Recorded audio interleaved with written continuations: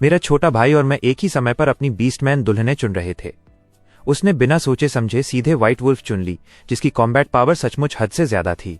और मुझे बीस्टमैन की दुखभरी जिंदगी देखकर थोड़ा बुरा लगा, इसलिए मैंने फाइटिंग पिट से एक मरती हुई मरमेड चुन ली। लेकिन किसी को क्या पता था कि वो व्हाइट वुल्फ इतनी घमंडी निकलेगी। उसे इंसानों से बिल्कुल नफरत थी। मेरे भाई ने हर तरह से कोशिश की, लेकिन वो उसे काबू नहीं कर पाया। दूसरी तरफ मेरी मरमेड पत्नी बिल्कुल उल्टी थी, नरम दिल और देखभाल करने वाली। वो रोज मेरा ख्याल रखती थी और लोगों को ठीक भी कर सकती थी। उसने मेरे पैर भी ठीक कर दिए जो सालों से बेकार थे।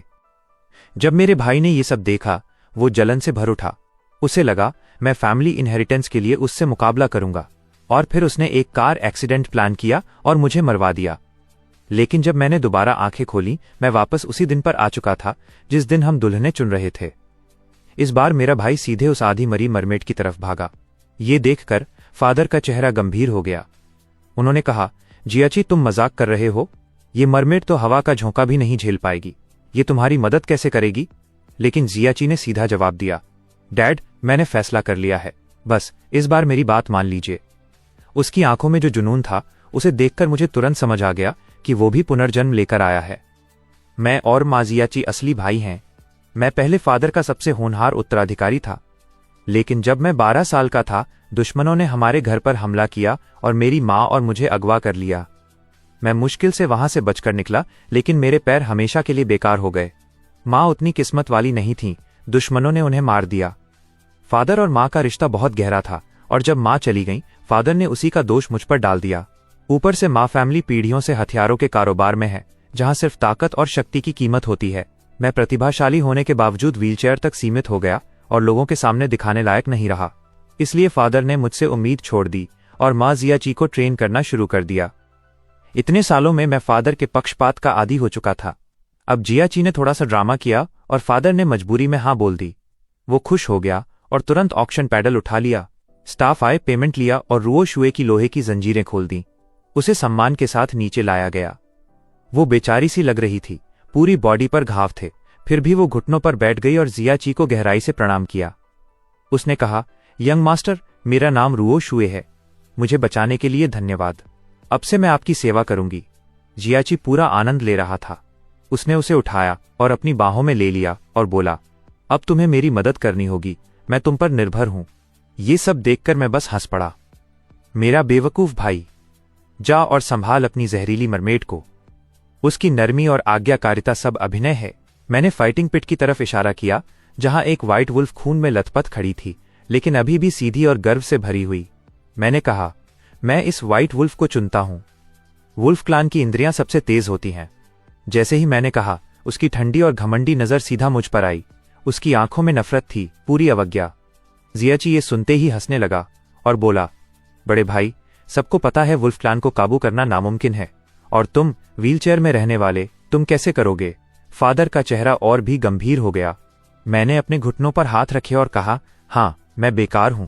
माँ फैमिली का कचरा जिसे सब नजरअंदाज करते हैं। लेकिन इसका मतलब ये नहीं कि मैं अपनी किस्मत बिना लड़े स्वीकार कर लूं।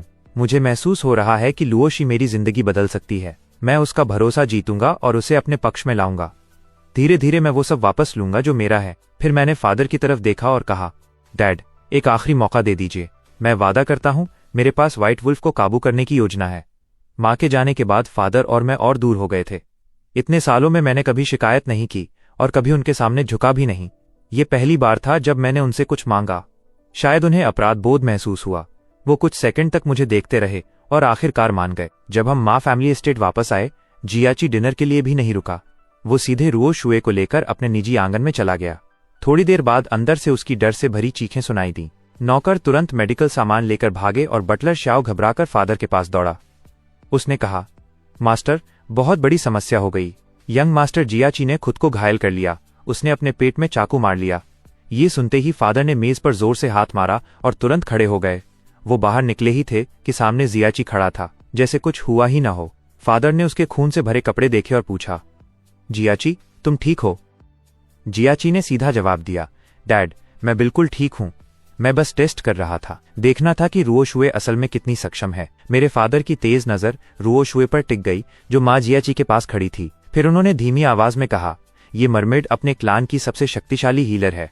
इस पीढ़ी में इससे बेहतर कोई नहीं। इसके आंसुओं में असाधारण उपचार शक्ति है। ये तो मरे हुए इंसान को भी वापस जिंदा कर सकते हैं। चाहे घाव कितना भी गंभीर हो, ये उसे पूरी तरह ठीक कर सकती है। तुम्हारे पास ऐसी शक्ति है। फादर का रवैया तुरंत बदल गया। उन्होंने रुओ शुए को एक नए नजरिए से देखा। तुम जानते हो, माँ फैमिली हथियारों के कारोबार में है। हम अपराधियों और अधिकारियों दोनों के साथ काम करते हैं और यहाँ चोट लगना आम बात है। अगर रुओ शुए हमारे साथ है तो वो सिर्फ जियाची की ही रक्षा नहीं करेगी, बल्कि पूरी माँ फैमिली के लिए उपयोगी होगी। माँ जियाची के चेहरे पर पूरी घमंडी मुस्कान आ गई। देखा डैड, मैंने कहा था ना, मेरी पसंद कभी गलत नहीं होती। बस एक बात सोच रहा हूँ, मेरे बड़े भाई ने जो व्हाइट वुल्फ चुनी है वो इतनी ताकतवर है, पता नहीं वो उसे संभाल भी पाएगा या नहीं। ये कहते ही उसने और फादर ने एक साथ मेरी तरफ देखा। सब कुछ इतना अचानक हुआ था कि सारे नौकर जियाची के आंगन की तरफ भाग गए थे। फादर भी जल्दी में निकल गए और लुओशी अपनी मर्जी दिखा रही थी। वो मेरी व्हीलचेयर धक्का देने से मना कर रही थी। मुझे मजबूरी में खुद संघर्ष करते हुए बाहर आना पड़ा। फादर के पीछे पहुंचने में मुझे काफी समय लग गया। जहां जियाची सफलता से चमक रहा था, वहीं मैं बिल्कुल बेकार और उपेक्षित लग रहा था। फादर ने मेरी हालत देखी और ठंडी सी हंसी छोड़ी। माँ फैमिली का बेटा, जो एक औरत को भी काबू नहीं कर सकता। जियाची को मेरा अपमान देखकर मजा आ रहा था, लेकिन वो नकली चिंता दिखाते हुए बोला, डैड, मुझे यकीन है भाई ने ऐसा जानबूझकर नहीं किया होगा। थोड़ा समय दे देते हैं। दोनों एक परफेक्ट प्यार करने वाले पिता और आज्ञाकारी बेटे का नाटक कर रहे थे। वो मुझे वहीं छोड़कर आगे बढ़ गए। सिर्फ रुओ शुए जियाची के पीछे चल रही थी। जब वो मेरे पास से गुजरी, उसने चुपके से मुझे एक नजर देखा। वो कमजोर और मासूम बनने की एक्टिंग कर रही थी, लेकिन एक ही नजर में मैंने उसकी आंखों में छिपी हुई दुर्भावना देख ली। सब कुछ मेरी उम्मीद से भी ज्यादा आसानी से हो रहा था। अपनी पिछली जिंदगी में मैंने रुओ शुए की हीलिंग शक्ति देखी थी। 1 महीने बाद हथियारों की एक डील के दौरान, जो कि एक पुराना क्लाइंट था, सब सामान्य होना चाहिए था, लेकिन उस दिन उन्होंने हमें धोखा दे दिया। मैं व्हीलचेयर में था, भाग भी नहीं सकता था। मैं व्हीलचेयर में था, भाग भी नहीं सकता था। मैं बस देख रहा था जब एक खंजर सीधा मेरे पेट में घुस गया। मुझे लगा अब सब खत्म हो गया, लेकिन अचानक रुओ शुए रो पड़ी। वो रोते हुए गाने लगी और उसके आंसू मेरे घाव पर गिरने लगे।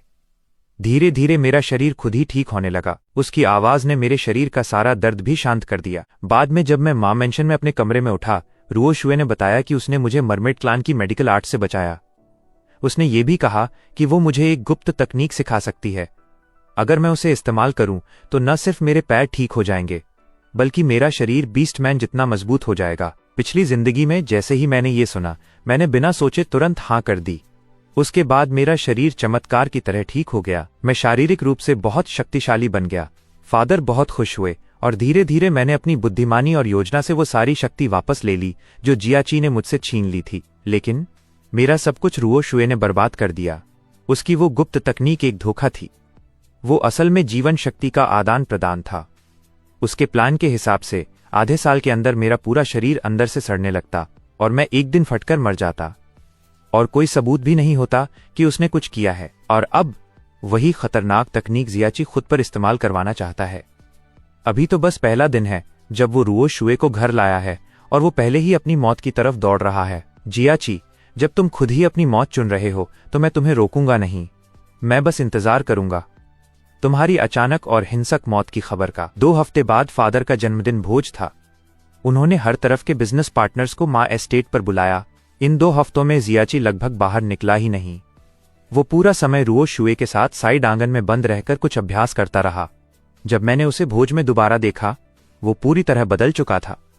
उसके सीने और बाजुओं की मांसपेशियां सूट के अंदर से फटने को तैयार लग रही थीं। चौड़े कंधे, पतली कमर, ताकतवर पैर, और वो पहले से काफी लंबा भी लग रहा था। मेहमान उसे देखकर हैरान रह गए। एक व्यापारी ने फादर से कहा, ओल्ड माँ, क्या जियाची को दूसरा ग्रोथ स्पर्ट आ गया है? ये तो आधे साल पहले से बिल्कुल अलग लग रहा है। बाकी लोग भी उसकी तारीफ करने लगे। इसका शरीर तो कुछ बीस्टमैन से भी ज्यादा मजबूत लग रहा है। बॉस माँ, आपने सच में कमाल का बेटा पैदा किया है। फादर इतनी तारीफ सुनकर खुश हो गए। उन्होंने जियाची के कंधे पर हाथ रखा और बोले, जियाची, सबको खुद बताओ। जियाची एक तरफ हटा और तब सबने उसके पीछे खड़ी एक शर्मीली लड़की को देखा। ये है रुओ शुए, मेरी औरत, मरमेड क्लान की चमत्कारी हीलर। मेरा ये मजबूत शरीर सब इसकी वजह से है। रुओ शुए शर्माकर उसकी बाहों में छिप गई। यंग मास्टर, इतने लोग देख रहे हैं। जियाची हंस पड़ा। शर्माने की क्या बात है, तुम मेरी हो। उसने उसे और कसकर पकड़ लिया। उसके चेहरे पर घमंडी भाव साफ दिख रहा था। रुओ शुए भी आज्ञाकारी बनने का अभिनय कर रही थी। अब सबको समझ आ गया। बीस्टमैन की खास शक्तियों के बारे में सबने सुना था, लेकिन ऐसा खजाना जियाची को मिल जाएगा ये किसी ने उम्मीद नहीं की थी। लोग बस उसे देखकर जल रहे थे। जियाची तारीफों में डूबा हुआ था। फिर उसकी नजर मेरी तरफ गई। ये तो कुछ भी नहीं है। मेरे बड़े भाई जो बीस्टमैन लाए हैं वो असली ताकतवर है। सब जानते हैं वुल्फ क्लान कितना खतरनाक होता है, और मेरे भाई ने उनमें से सबसे भयंकर व्हाइट वुल्फ चुनी है। अगर वो ठीक से काबू में आ जाए तो वो एक अजेय हथियार बन सकती है। तब सबकी नजर मेरी तरफ मुड़ गई, क्योंकि जियाची की मरमेड पहले ही अपनी शक्ति दिखा चुकी थी। जब उसने मेरी व्हाइट वुल्फ की इतनी तारीफ की तो सब लोग और ज्यादा उत्सुक हो गए। अरे बड़े यंग मास्टरमा, अपनी व्हाइट वुल्फ को आज क्यों नहीं लाए? हमें भी तो देखने दो। हाँ, मैंने सुना है टॉप क्वालिटी व्हाइट वुल्फ मिलना लगभग नामुमकिन होता है। मैं भी देखना चाहता हूं। सबकी नजर मुझ पर टिक गई, लेकिन मेरे पास कोई जवाब नहीं था। पिछले आधे महीने से लुओशी अपनी मर्जी से चल रही थी, मेरी एक भी बात नहीं सुन रही थी, और आज इतने महत्वपूर्ण जन्मदिन भोज के दिन वो कहीं गायब हो गई। मैं उसे कैसे ढूंढकर इन सबको दिखाऊं? मेरी खामोशी देखकर फादर के चेहरे की मुस्कान धीरे धीरे गायब हो गई। मार्क, लुओशी कहाँ है? मैं सच बताने ही वाला था। डैड, लुओशी वो। तभी एक नौकर भागते हुए हॉल में घुसा। वो जियाची के आंगन का ही आदमी था। वो बाहर किसी को इशारा कर रहा था। मैंने देखा और हैरान रह गया। 4-5 लंबे नौकर लुओशी को जबरदस्ती खींचकर अंदर ला रहे थे। उसके हाथ और पैर बंधे हुए थे। लुओशी जोर जोर से संघर्ष कर रही थी, दांत दिखाकर गरज रही थी। उसके भेड़िए जैसे कान बाहर आ गए थे और साफ लग रहा था कि उसे बुरी तरह पीटा गया है। मुझे छोड़ो, छोड़ो मुझे, वो चीख रही थी। लेकिन नौकरों ने उसकी एक नहीं सुनी। मैं व्हीलचेयर में था, तुरंत जाकर रोक भी नहीं सकता था। मेरा चेहरा ठंडा हो गया और मैंने जियाची से पूछा, ये सब क्या है छोटे भाई? जियाची ने तुरंत मासूम चेहरा बनाया और फादर की तरफ मुड़ गया। डैड, देखिए ना, बड़े भाई मुझे ही दोष दे रहे हैं। फिर वो नाटक करते हुए बोला, ये व्हाइट वुल्फ लुओशी बहुत घमंडी और बेकाबू है। सिर्फ आधे महीने में ही 15 बार भागने की कोशिश कर चुकी है। अगर ये मेरी बीस्टमैन होती तो हर बार पकड़ने पर मैं इसे पिटवाता, लेकिन बड़े भाई ये इसे काबू ही नहीं कर पा रहे। अभी मेरे नौकरों ने बताया कि वो फिर से भाग गई थी, तो मैंने तुरंत लोग भेजे उसे वापस लाने के लिए, और ये मुझे धन्यवाद बोलने के बजाय दोष दे रहे हैं। इंसान हमेशा बीस्टमैन को काबू करने के लिए ताकत और सजा का इस्तेमाल करते आए हैं। जो नहीं मानते उन्हें मार दिया जाता है। जियाची की बात सुनकर मेहमानों को भी ये सब सामान्य लगा। उनकी नजर में तुलना साफ थी। छोटा बेटा सफल और बड़ा बेटा अपनी बीस्टमैन को भी संभाल नहीं पा रहा। फादर ने जब मेहमानों को आपस में बातें करते देखा तो उन्हें लगा उनकी बेइज्जती हो गई। उन्होंने तुरंत आदेश दिया, इस बदतमीज बीस्टमैन को ले जाओ और 50 कोड़े मारो। मैं तुरंत घबरा गया और बोला, फादर, लुओशी मेरी बीस्टमैन है, उसका फैसला मुझे लेने दीजिए। अच्छा, तुम क्या करोगे? फादर ने ठंडी नजर से पूछा। मैंने एक पल सोचा और सीधे कहा, फादर, मुझे लगता है इंसान और बीस्टमैन बराबर होने चाहिए। सिर्फ मारपीट से उनकी वफादारी नहीं मिलती, हमें उन्हें समझना होगा, उनकी सोच, उनकी भावनाएं। बकवास। फादर का चेहरा काला पड़ गया। उन्होंने मेरी बात काट दी। जियाची भी जोर से हंसने लगा। भाई, कैसी अजीब बातें कर रहे हो तुम? इतनी हमदर्दी बीस्टमैन के लिए? क्या इसलिए क्योंकि तुम खुद सबसे नीचे हो और बस एक परफेक्ट जन्मदिन भोज खराब हो गया? बाद में भी लुओशी को कोड़े पड़े। हाँ, मेरी विनती पर 20 कम कर दिए गए। व्हाइट वुल्फ होने के कारण उसका शरीर मजबूत है, वो जल्दी ठीक हो जाती है। सच कहूं तो ऐसे दंड से उसे ज्यादा नुकसान नहीं होता। फिर भी मैं एक खास मरहम लेकर उसके कमरे गया। जब मैंने दरवाजा खोला, वो बिस्तर पर उल्टा लेटी हुई थी, उदास। मुझे देखते ही उसने अपना चेहरा दूसरी तरफ घुमा लिया। तुम यहां क्या कर रहे हो? मैंने मरहम मेज पर रखा और कहा, शायद ज्यादा नुकसान नहीं हुआ, लेकिन निशान रह जाएंगे। ये मरहम उन्हें हटा देगा। मैं मदद करता हूं, मुझे जरूरत नहीं। उसने मरहम छीन लिया और मेरा हाथ हटा दिया। वो कुछ देर चुप रही, फिर धीरे से बोली, वैसे वो जो तुमने भोज में कहा था, इंसान और बीस्टमैन बराबर हैं, क्या वो सच था? मैं हल्का सा मुस्कुराया। उसकी भेड़िए वाली पूंछ अभी पूरी तरह छिपी नहीं थी और धीरे धीरे हिल रही थी। हाँ, मैं सच में ऐसा ही मानता हूं। मैं तुम्हें कभी मजबूर नहीं करूंगा। मैंने तुम्हें खरीदा है, पर तुम आजाद हो, तुम अपनी मर्जी से जी सकती हो। ये सुनकर वो बिल्कुल हैरान रह गई। तब मुझे समझ आया, वो उतनी विद्रोही नहीं है जितनी दिखती है। बाहर से वो कांटों जैसी है, लेकिन अंदर से हैरानी की बात है कि काफी नरम और थोड़ी सी प्यारी भी। अगली सुबह जैसे ही मैं उठा, मैंने नौकर से लुओ शी के बारे में पूछा। वो हिचकिचाते हुए बोला, young master, madam Luo she आज भागी नहीं। मैं थोड़ा हैरान हुआ, तो अब कहाँ है वो? जैसे ही मैंने ये कहा, दरवाजा खुला और लुओ शी अजीब से भाव के साथ अंदर आई, हाथ में ट्रे लेकर। उसने ट्रे मेज पर रखी। मैंने देखा जला हुआ अंडा, आधा पका बीफ और एक काला टोस्ट। मैंने तुम्हारे लिए नाश्ता बनाया है, तो तुम प्रभावित हुए ना? मैं हल्का सा मुस्कुराया, अंडा उठाया और एक निवाला लिया। फिर बोला, बुरा नहीं है। लुओ शी के चेहरे पर गर्व भरी मुस्कान आ गई और वो आकर मेरे पास बैठ गई। मैं आराम से नाश्ता खा रहा था और कैजुअली पूछा, आज तुमने भागने की कोशिश क्यों नहीं की? ऊपर से मेरे लिए नाश्ता भी बना दिया। लुओ शी कुछ देर चुप रही, जैसे कोई पुरानी दर्द भरी बात याद आ गई हो। उसकी आंखें हल्की सी लाल हो गईं। मैं आगे बढ़ा और उसकी आंखों के आंसू पोंछने लगा। तब उसने धीमी आवाज में कहा, मेरी 2 बड़ी बहनें और मेरी मां सब इंसानों ने पकड़ ली थीं। आज तक हमें नहीं पता वो जिंदा हैं या नहीं। हमारा व्हाइट वुल्फ क्लान शक्तिशाली है, इसलिए इंसान हमें ट्रॉफी की तरह पकड़ते हैं। बचपन से मैंने अपनी जाति के लोगों को यातना सहते देखा है। उसकी आवाज अचानक तेज हो गई, मुझे तुम सबसे नफरत है।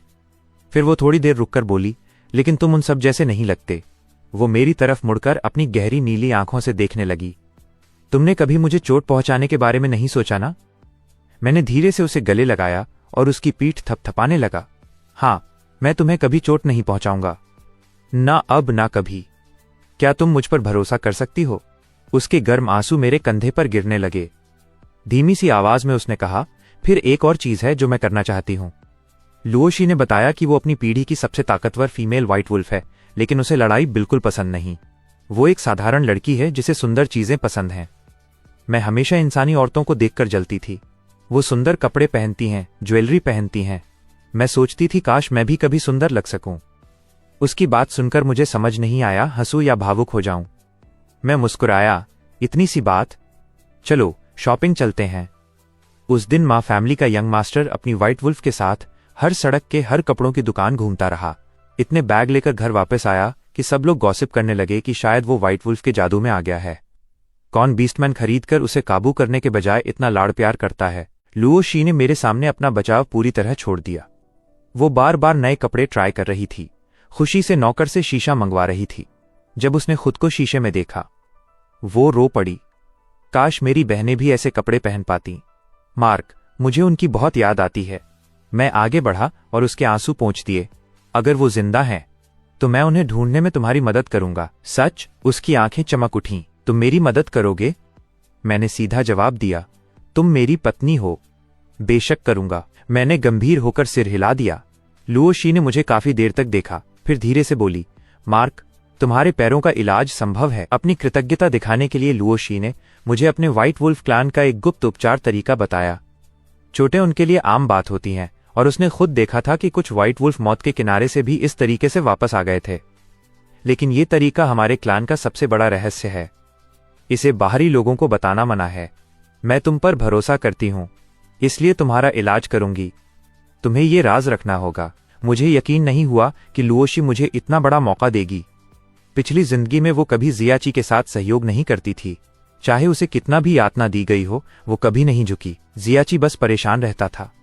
इसी वजह से जब उसने रुओ शुए को देखा, जो नरम दिल थी और हीलिंग शक्ति भी रखती थी, वो जलन और लालच में अंधा हो गया। इस बार उसने बिना सोचे लुओ शी को छोड़ दिया और रुओ शुए को चुन लिया। उसे लगा लुओ शी को काबू करना नामुमकिन है और मैं उसके साथ दुख झेलूंगा। लेकिन उसे क्या पता, बीस्टमैन भी इंसानों जैसे ही होते हैं। उन्हें जबरदस्ती से नहीं, समझ और भरोसे से जीता जाता है। और फिर हमने चुपचाप इलाज शुरू किया। मैंने बहाना बना दिया कि मेरे पैरों की चोट फिर से बिगड़ गई है और मैंने खुद को अलग कर लिया। लुओ शी मेरे कमरे में रहने आ गई ताकि वो मेरा ठीक से इलाज कर सके। व्हाइट वुल्फ क्लान का उपचार तरीका बहुत क्रूर था। सबसे पहले घायल हिस्से की हड्डियां और नसें तोड़नी पड़ती थीं, इंच दर इंच। फिर एक खास जड़ी बूटी वाली दवा लगाई जाती थी, जो व्हाइट वुल्फ के दिल के खून के साथ मिलाई जाती थी। धीरे धीरे अंदर से मांस और हड्डियां दोबारा बढ़ने लगती थीं, लेकिन ये प्रक्रिया इतनी दर्दनाक होती थी कि एक सामान्य इंसान इसे सह ही नहीं सकता। उस दौरान रात को मेरी दर्द भरी चीखें अक्सर कमरे से बाहर तक सुनाई देती थीं। तीसरे दिन तक मैं पूरी तरह कमजोर और थक चुका था। नौकर गॉसिप कर रहे थे कि मेरा शरीर जवाब दे रहा है और मैं फिर भी लुओ शी के साथ अंतरंग हो रहा हूं। एक दिन बगीचे में जियाची ने हमें देख लिया। वो मुझे नीचा दिखाते हुए बोला, मैंने कभी नहीं सुना कि आदमी औरत से ज्यादा चीखे। अगर तुम में दम नहीं है तो कोशिश ही मत करो, अपने अपंग होने को स्वीकार कर लो। लुओ शी उसकी बात से इतनी गुस्सा हो गई कि वो उस पर हमला करने वाली थी, लेकिन मैंने उसे रोक लिया। जियाची जोर से हंसने लगा। लुओ शी भाभी, अगर मेरा भाई काम का नहीं है तो तुम मेरे पास आ सकती हो। लुओ शी गुस्से से कांप रही थी। उसके जाने के बाद भी वो मेरी तरफ से नाराज हो रही थी। मार्क, तुम्हें मुझे रोकना नहीं चाहिए था। मैंने शांति से कहा, बदला लेने का भी समय होता है, अभी नहीं। जितना ज्यादा वो घमंडी होगा उतनी ही बुरी तरह गिरेगा। अगले आधे महीने तक इलाज चलता रहा। धीरे धीरे मेरे पैर इतने मजबूत हो गए कि मुझे व्हीलचेयर की जरूरत नहीं रही। मैं खुद से खड़ा हो सकता था। कभी कभी मेरिडियंस ब्लॉक हो जाते थे, तब लुओ शी मुझे मालिश करके राहत देती थी। एक मालिश लगभग 2 घंटे चलती थी, लेकिन उसने कभी शिकायत नहीं की।